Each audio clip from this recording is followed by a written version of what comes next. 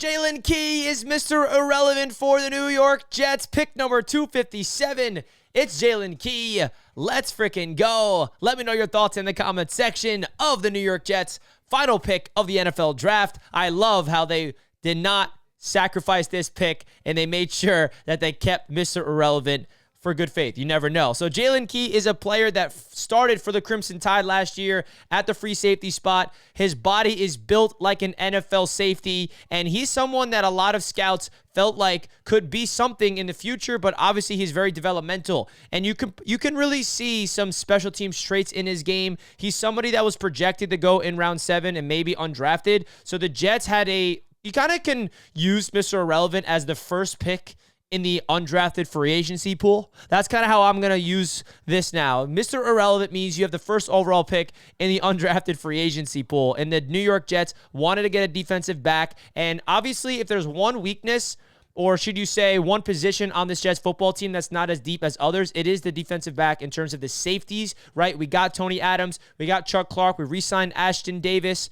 So now you bring in a guy like Jaylen Key. I think he has a chance to potentially fight for the roster or maybe be a practice squad player. I think that his tendencies of being built like an NFL player physically could translate into the NFL. He has the length. He has the size. He plays with physicality. He's really good in coverage, but not as good against the run. And he has size and play strength to line up over tight ends in coverage, which is always a good thing. I feel like the size is something that stands out to me personally when you turn on the tape of him. Now, here's a quote from a really good NFL draft analyst from The Athletic, Dan Brugler. He says, quote, "I would have liked another season of college tape from Key to see if his conservative trigger could speed up to an SEC level, but he's a smart with enough size and speed to get a fair shot in the pros. He is a potential backup free safety and special teamer." So this is a guy we could predict maybe develop into the backup free safety for the New York Jets, and we always can help out with the special teams unit. So obviously, Mr. Irrelevant, you can't expect to be like a star.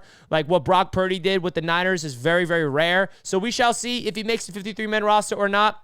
If I had to predict way too early, I think he's a practice squad candidate. But hey, you never know. Jaylen Key, welcome to the New York Jets. Maybe he's a gem. I'm not too sure. Boy, oh boy, let me wrap up with this, folks.